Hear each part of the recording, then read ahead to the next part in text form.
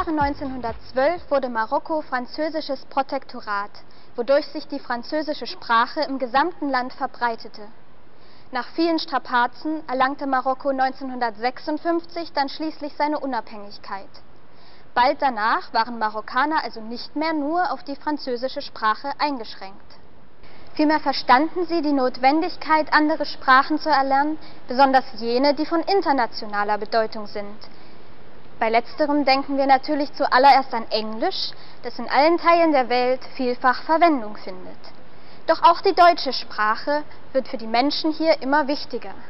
Um es mit den Worten des renommierten schottischen Schriftstellers Robert Louis Stevenson zu sagen: Wenn Handel und Tourismus der Welt agieren sollen wie ebenso eine funktionierende globale Wirtschaft und einer blühenden globalen Kultur, braucht es dazu eine gemeinsame und vernünftig zu erreichende Sprache. Auch wenn einige Menschen glauben, Marokkos Identität könnte gefährdet sein durch ein offenes Milieu der globalen Entfaltung, betonte seine Majestät König Mohammed VI. In seiner kürzlich gehaltenen Rede: Entgegen allerlei negativen Behauptungen denke ich nicht, dass Offenheit zu anderen Sprachen und Kulturen unsere nationale Identität schwächen wird, sondern vielmehr bereichern. Die marokkanische Identität, Dank sei Gott, ist stark verwurzelt und breit gefächert, mitsamt europäischen wie afrikanischen Komponenten.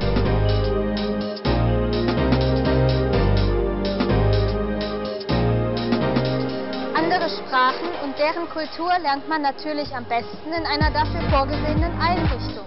Und genau solch eine habe ich hier in Rabat entdeckt.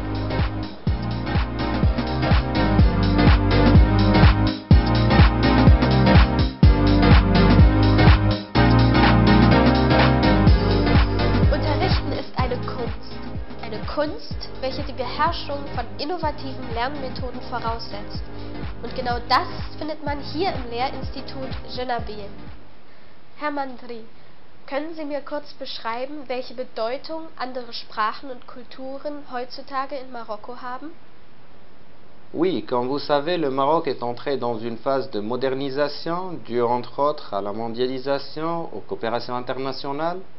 C'est pourquoi il était primordial pour le royaume d'encourager l'apprentissage des langues. Et pour atteindre cet objectif, il faut apprendre en parallèle avec les langues, la culture de l'autre, l'accepter, tout en gardant bien évidemment nos valeurs et nos principes.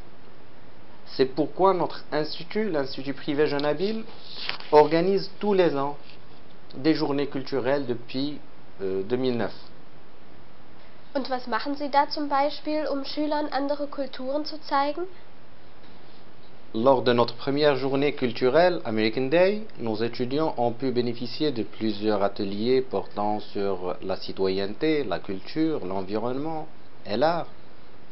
Nos jeunes élèves ont apporté leur contribution par la présentation d'une pièce de théâtre qui présente l'histoire d'un pays ami qui est les États-Unis d'Amérique, depuis sa découverte jusqu'au Barack Obama.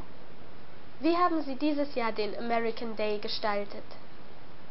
Nous avons choisi pour notre 7e édition le thème Le Maroc d'aujourd'hui entre culture et citoyenneté à l'occasion du 10e anniversaire de l'INDH. Lors de cette journée culturelle, il y avait des ateliers sur la citoyenneté, sur le rôle des jeunes au développement de la société à travers la communication et l'acceptation de l'autre. Ich habe auch von verschiedenen Ehrungen während der Veranstaltung gehört. Was hat es damit auf sich? Oui, on a pu honorer plusieurs personnalités de différents domaines, politiques, culturels, éducatifs, artistiques et autres, pour leur contribution au développement de notre pays bien-aimé qui est le Royaume du Maroc, chacun dans son domaine. Merci beaucoup. Vielen Dank, Herr Mandri. Merci beaucoup. Wie Sie hörten, ist Genabil nur eines von vielen Beispielen für das gesellschaftliche Engagement der Marokkaner. Es gilt also noch mehr solcher Persönlichkeiten zu treffen.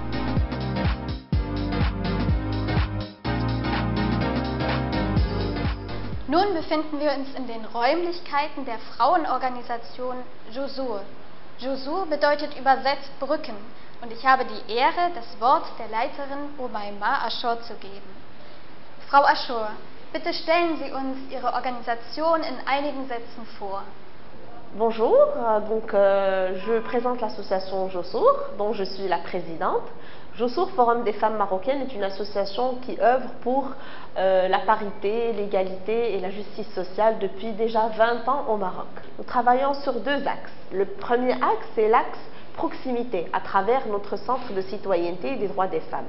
Aujourd'hui, ces femmes bénéficient des cours d'analphabétisation, des cours de français, des cours d'anglais. Les femmes aujourd'hui à Jossour, Forum des femmes marocaines, veulent apprendre, veulent se développer. Non seulement elles veulent lutter contre l'analphabétisation, mais elles veulent se développer encore plus pour s'ouvrir sur le monde. Le deuxième axe sur lequel nous travaillons est l'axe du plaidoyer. Jossour Forum des femmes marocaines a le statut consultatif auprès des Nations Unies. Nous organisons chaque année des événements à la session des droits des femmes à New York et au Conseil des droits de l'homme à Genève. Nous travaillons également avec l'institution Genabil pour la formation aussi des étudiants sur ces techniques de plaidoyer et nous sommes heureux de travailler avec tous les partenaires et les bailleurs de fonds dans le futur. Warum wählten Sie den Namen Jossour für Ihre Organisation?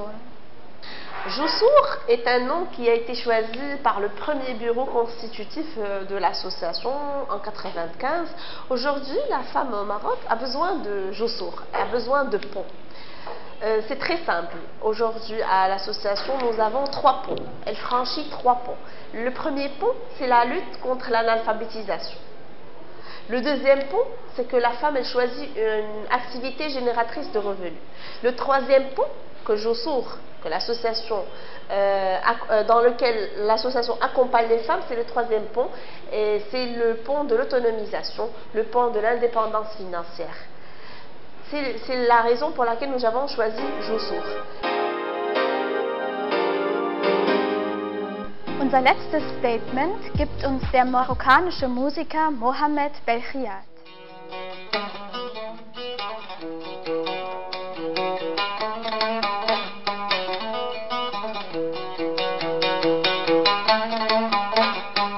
بداية انتشار أعمالي الفنية كانت أغنية رجع لي تاني بالأفراح التي قبلتها اللجنة بدرجة جيد. آنذاك اعتمدت كملحن بالإذاعة الوطنية. لدي مجموعة من الأعمال المنجزة ما يزيد عن 100 أغنية متنوعة المضامين، وأيضا وضعت ألحان تصويرية وموسيقى تصويرية لمجموعة من الأفلام والمسلسلات المغربية، ووضعت أيضا مؤلفات موسيقية اعتمدت في المباريات العمومية التي تقيمها المعاهد الوطنية أو المعاهد الموسيقية بالمملكة المغربية. بفضل هذه الأعمال تم تكريمي من عدة جهات، وأعتز بهذه التكريمات. كانت أذكر البعض منها تكريم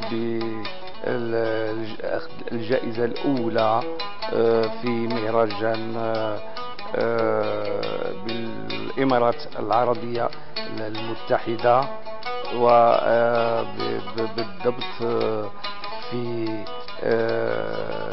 إمارة الشارقة، وأيضا تكريمي في إطار البرنامج المهرجان الدولي لآلة العود الذي تقيمه وزارة الثقافة بمدينة تطوان، وتكريمي أيضا بمهرجان الربيع بمدينة مراكش تتويجي بالحصول على العود الذهبي ومجموعة أخرى من التكريمات. Was denken Sie?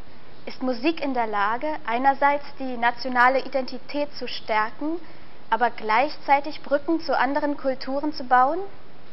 طبعا الشعوب لها موسيقاها التي تميزها عن بعضها، بما في ذلك التراث، والتراث يمثل هوية كل بلد. فكل بلد يتشبث بالمحافظة على تراثه، لكن هذا لا يمنعه من الانفتاح على العوالم الأخرى، على الموسيقات الشعوب، لخلق جسور التواصل من خلال عنصر الموسيقى والغناء. وأيضا اعتبار أن الموسيقى هي لغة التواصل التي تجسد المشاعر والأحاسيس، وأحيانا شخصيات كل بلد على حدة.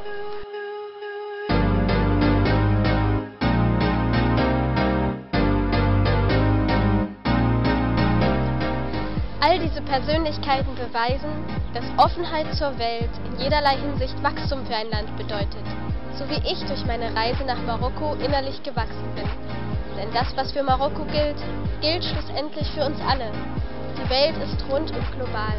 So lasst uns durch unsere kulturellen Unterschiede voneinander lernen und in unseren menschlichen Gemeinsamkeiten noch stärker zusammenwachsen.